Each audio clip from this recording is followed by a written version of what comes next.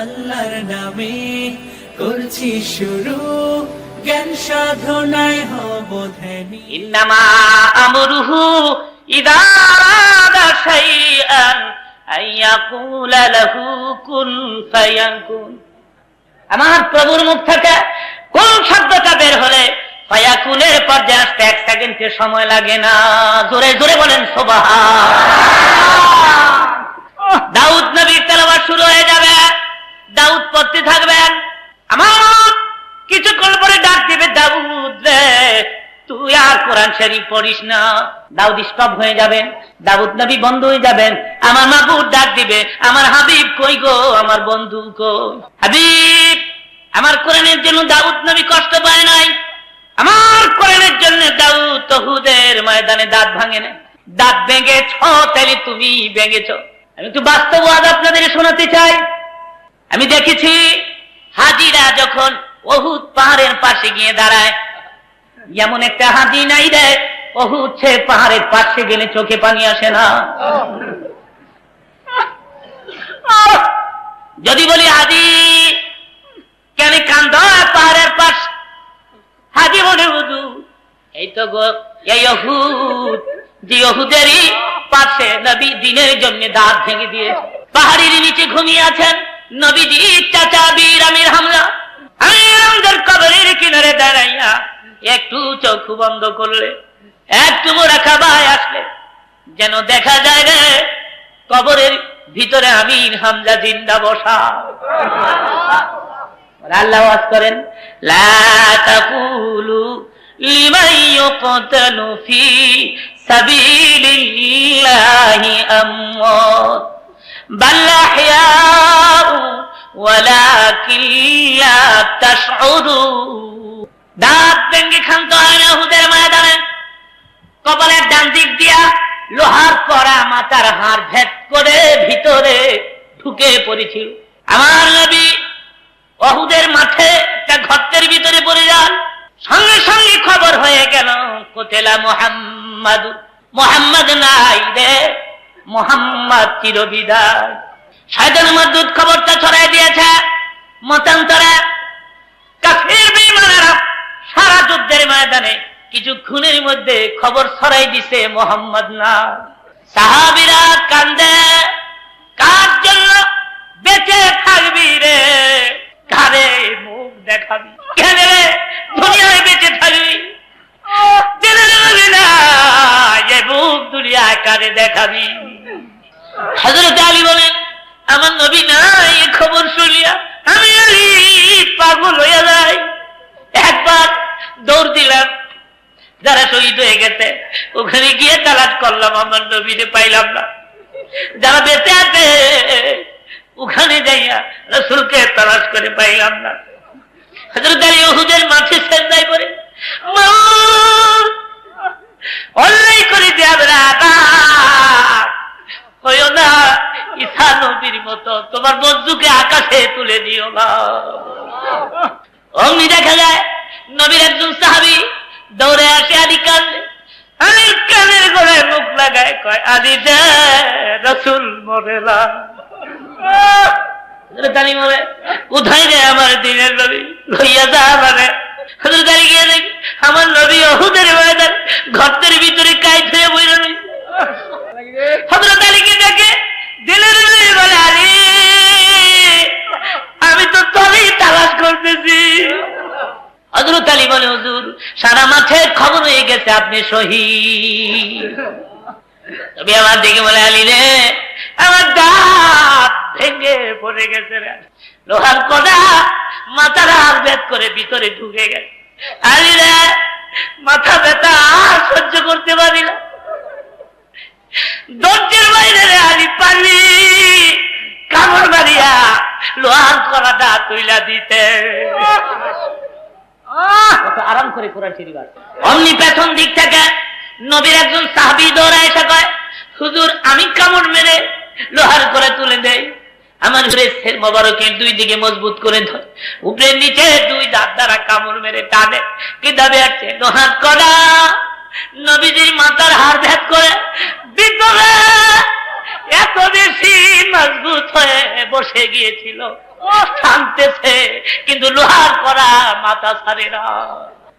ওই সাহাবীও কামড় ছাড়ে না।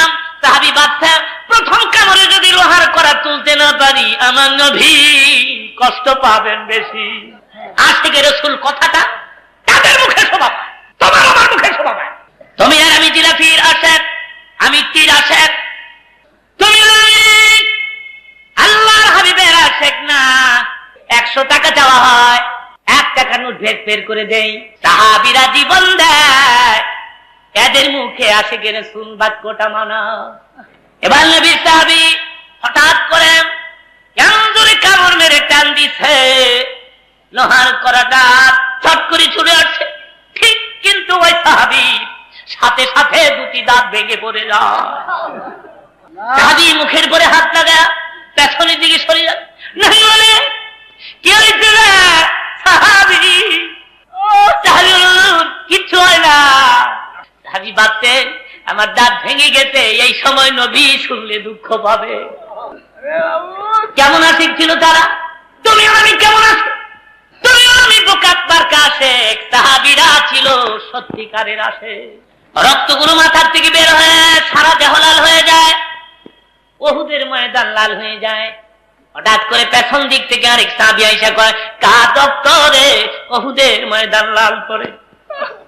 একজনে ডেকে বলে, নবীর গায়ের পবিত্র।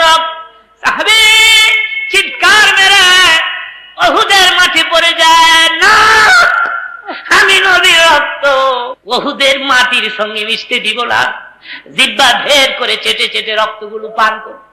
আমার নবী পেছনের দিকে তাকায় কয়, সাহাবী রে আমার রক্ত পান করলি না দুজক হারাম করলি? মদিনায় খবর হয়ে গেল দিনের নবী উহুদে শহীদ। মদিনার অবস্থাটা কি হয়েছিল শোনেন। চারদিক থেকে মদিনার ছেলেরা বের হয়ে যায়, মদিনার মেয়েরা কার রোল পয়দা হয়ে গেল, রাসূল নাই গো, রাসূল নাই। শুধু কি তাই, ওদের ময়দানে নবী শহীদ শুনিয়া দুধের বাচ্চা মাছ তনে মুখ লাগায় না। নবীর এক সাহাবীর নাম ছিল হযরত হানজালা রাদিয়াল্লাহু তাআলা। ফরজ গোসল করার জন্য পানির কিনারে গিয়ে দাঁড়ায়। অমনি কে জানো রে মদিনার পথ দিয়ে বলে যায়, মদিনার ছেলেরা রে, মদিনার মেয়েরা গো, দিনের নবী উহুদে শহীদ। হযরত হানজালা এই কথা কান স্পর্শ হলে সঙ্গে সঙ্গে গোসলের কথা বলে যায়। দৌড়ে গিয়ে তরবারিটা কই তাড়াতাড়ি ধরে। বিবি বলে, তুমি তো না পাক গোসল করো নাই, তরবারি দিয়ে কি করবে? তরবারি হাতে লইয়া হানজালা বলে, বিবি গো কার জন্য গোসল করব? কেন গো গোসল করব? আমার দিনের নবী উহুদে না। বিদায় দে, দেখা হবে হাসরের ময়দানে। নবী আসছে, নবীর প্রিয় সাহাবী হযরত হানজালা উহুদের ময়দানে শহীদ হয়ে যায়। যুদ্ধ বন্ধ হয়ে গেল। আমার নবী দেখে বলেন, ও সাহাবীরা, যারা শহীদ হয়েছে তাদের বিনা গোসল কবর দিয়ে দে। তো আসতে পারে হুজুর, শুহাদায়ে কেরামদেরকে বিনা গোসল কেন কবর দেওয়া হয়? জবাব হলো, রক্তমাখা অবস্থায় শুহাদায়ে কেরাম কিয়ামতের মাঠে আল্লাহর দুয়ারে উঠে দাঁড়াবে। আমার মাহবুব ডেকে ডেকে বলবেন, কিরে বান্দা আমার, এত রক্ত তোর গায়ে? ডেকে বলল, জমিনে তোমার দিন কায়েমের জন্য, ধর্মকে প্রতিষ্ঠা করার জন্য যুদ্ধের ময়দানে শহীদ হয়ে রক্তমাখা অবস্থায় তোমার দরবারে হাজির হয়ে গেছি। যারা শহীদ তাদের বিনা গোসল কবর চলছে। হঠাৎ করে দেখা যায় বহুদূর থেকে আবলাকে সার পাগল ভেস একটি মহিলা আসতেছে। নবীর পাশে দাঁড়া আল্লাহর হাবিবকে সালাম আনতে ডেকে ডেকে বলে, হুজুর সবাইকে গোসল ছাড়া কবর দিবেন, আমার স্বামী গোসল ছাড়া কবর দিবেন না। নবী আমার আশ্চর্য হয়ে বলেন, কি নাম তোমার, কোথায় তোমার ঘর আর কোথায় তোমার বাড়ি, কি পরিচয়? হুজুর আমি আপনার প্রিয় সাহাবী হযরত হানজালার স্ত্রী। হানজালা কোথায় গো? হুজুর ফরজ গোসল করার জন্য পানির কিনারে দাঁড়ায়। কে যেন রে মদিনার পথ দিয়ে বলে যায়, দিনের নবী উহুদে শহীদ। আপনি শহীদ হয়ে গেছেন, আপনি চিরবিদায় হয়ে গেছেন। এই খবর শুনে আমার স্বামী গোসলের কথা ভুলিয়া যায়, দৌড়ে আমার কাছে হাজির হয়। ডেকে বলে, বিবি গো তরবারিটা দে, আমার দিনের নবী ওহুদে নাই গো, কার জন্য গোসল করব, বিদায় দে গো, দেখা হবে আসরের ময়দানে। হুজুর আমার প্রাণের স্বামী না পাক, গোসল ছাড়া কবর দিয়েন না। আবার নবী ডেকে বলেন, সাহাবীরা আমার হানজালার লাশ কোথায় বের কর, গোসল দে। আমার কাছ থেকে আওয়াজ আসে, জিবরাইল রে ওহুদে আমার বন্ধুর কাছে যা, আমার সালাম বলে দে, আর বলে দে যে হানজালা আমার হাবিবের জন্য জীবন দিতে পারলো, আমার হাবিবের প্রেমে পড়ে গোসলের কথা পর্যন্ত ভুলে যেতে পারলো, আমি বাবু চাই না রে দুনিয়ার সাধারণ পানির দ্বারা তার গোসল হোক। হাবিব আমার একটু আকাশের দিকে তাকায় দেখে আমার রহমতের ফেরেশতারা জান্নাতের বরকতি পানি দিয়ে হানজালারে গোসল দিয়েছে। আমার নবী বলে, খবরদার আমার হানজালার কাছে যাইস না, তার গোসল হয়ে গেছে রে। নবীর সাহাবী বলে, নবীর কথা বাস্তব পরীক্ষা করার জন্য আমি হানজালার লাশের কিনারে গিয়ে দাঁড়ায় দেখি চুলের আগা বেবে, দাড়ির আগা বেবে পানির ফোঁটা বহুদের মাটি স্পর্শ করতেছে, যেন সবে মাত্র হানজালাকে গোসল দেওয়া হয়েছে। জোরে জোরে বলেন সুবহানাল্লাহ। এর ছিল আশিক রাসূল, নবীর জন্য জীবন দেয়। আশিক রাসূল কথাটা তাদের মুখে শোভা পায়, তোমার আমার মুখে কোনোদিন শোভা পায় না। যুদ্ধ বন্ধ হয়ে গেল, আমার নবী মদিনার দিকে রওনা। কিন্তু বলছেন দুইজন সাহাবীর কাঁধে ভর করে আমার নবী যান, পা দুটা জমিনের সঙ্গে লেগে লেগে যাচ্ছে, রক্ত শূন্য অবস্থায় আমার নবী দুর্বল হয়ে গেছে। হুজরার ভিতরে ঢুকার আগে আবু বকর সিদ্দিক দেখে বলে, হুজুর হুজরার ভিতরে ঢুকার আগে একটু বসেন সিঁড়িতে টেক লাগাইয়া। আমার নবী ডেকে বলে, আবু বকর আপনারা দেখেছেন আমার দুটি দাঁত ভেঙে গেছে, কপাল ছিদ্র হয়ে গেছে, আমার শরীর থেকে রক্ত কমে গেছে, হাঁটতে পারি না। আপনারা কি চান না আমি নবী একটু বিশ্রাম নেই? আবু বকর বলুন, বেয়াদবি মাফ করবেন, অবশ্যই আপনি আরাম করবেন, আমরা সবাই মিলে আপনার খেদমত করব। আমি কেন বলছি, কালকে সারা মদিনায় খবর হয়েছে আপনি শহীদ হয়ে গেছে। মদিনার ছেলেরা কাঁদবে, মদিনার ছোট্ট ছোট্ট মেয়েগুলো কাঁদবে, মদিনার মাসুম বাচ্চা দুধের বাচ্চা মাছ তোলে মুখ লাগায় না। ওই ছেলে মেয়েগুলো শুনেছে আপনি শহীদ হল্লাই, আপনি ফিরে আসতেছেন, সমস্ত ছেলে মেয়েগুলো আসতেছে দৌড়াইয়া রাহমাতুল লিল আলামিন এক নজর দেখার জন্য। নবীর জিন্দেগীর এই করুণ ডায়লগ শুনে যারা চোখে পানি রাখতে পারলেন না, যাদের চোখের কোটা ভিজে গেল, যাদের অন্তরে দুঃখ লাগলো, মাহফিল সাক্ষী কিয়ামতের মাঠ যেদিন শুরু হবে, তোমার আমার চোখের পানি আল্লাহর দুয়ারে গিয়ে দাঁড়ান, ডেকে ডেকে বলবি, প্রভু গো তোমার নবীর জীবনী শুনে বান্দা কাঁদতে, আমি আমার কান্দনা ব্যক্তিকে জাহান্নামের আগুনে জ্বলতে দিব না।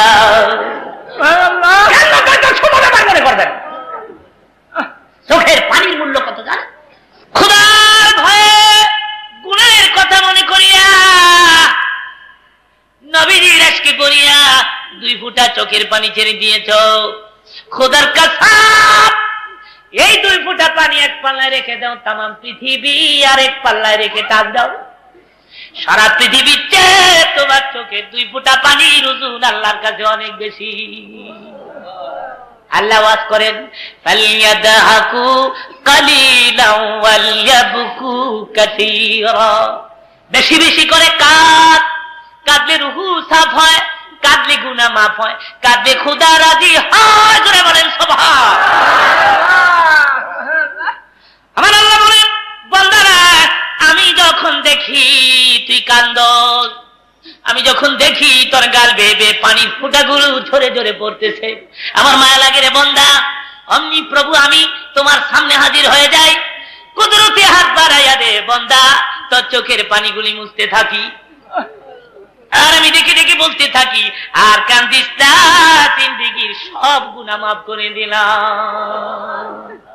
কান্নাটা আল্লাহর কাছে সবচেয়ে প্রিয়। গালিবান হযরত মুসা কালিমুল্লাহ পথ দিয়ে যান, উনি শোনেন পাথর কান্দে, ডেকে ডেকে বলে, পাথর রে কেন রে তুই কান্দস? পাথর ডেকে বলে, পয়গম্বর মহান আল্লাহ কোরআন শরীফে ওয়াজ করেছেন, পাথর এবং মানুষ জাহান্নামের ইন্ধন হবে, মানুষ আর পাথর দিয়ে জাহান্নামকে চাঁদাবে আল্লাহ। সুতরাং জাহান্নামের আগুনের ভয়ে আমি পাথর কান্দি। আমি আকাশ থেকে খবর আসে, পয়গম্বর পাথরকে তুমি বলে দাও আমি তার কান্না মঞ্জুর করলাম, এর বিনিময়ে আমি তার জন্য দুজক হারাম করলাম। পয়গম্বর থেকে বলে, পাথর রে তোর কপাল লাগছে, তোর কান্না আল্লাহ কবুল করতে দে, আর কান্দিস না, দুজক তোর জন্য হারাম। পাথরের কান্না বন্ধ হয়ে যায়। পয়গম্বর চলে গেলেন। বিকাল বেলায় পুনরায় পথ দিয়ে আসতেছেন, আবার শুনি পয়গম্বর পাথর কান্দে, দেখে দেখে বলে, পাথর রে আবার তুই কেন কান্দোস? পাথর জবাব দে, পয়গম্বর এতদিন কেঁদেছি জাহান্নামের আগুনের ভয়ে, কান্নার বিনিময়ে জাহান্নামের আগুন হারাম হয়েছে যখন, তখন আমি বুঝতে পারলাম কান্নাটা আমার আল্লাহর কাছে সবচেয়ে বেশি প্রিয়। এতদিন কেঁদেছি দুজকের আগুনের ভয়ে, আজকে থেকে কিয়ামত পর্যন্ত কাঁদবো আমার আল্লাহকে হাত করার জন্য। বলেন কিন্তু আমাদের অন্তর যে শক্ত হয়ে গেছে, এই চোখে যে পানি আসে না। একটু দুরূদ শরীফ পড়েন,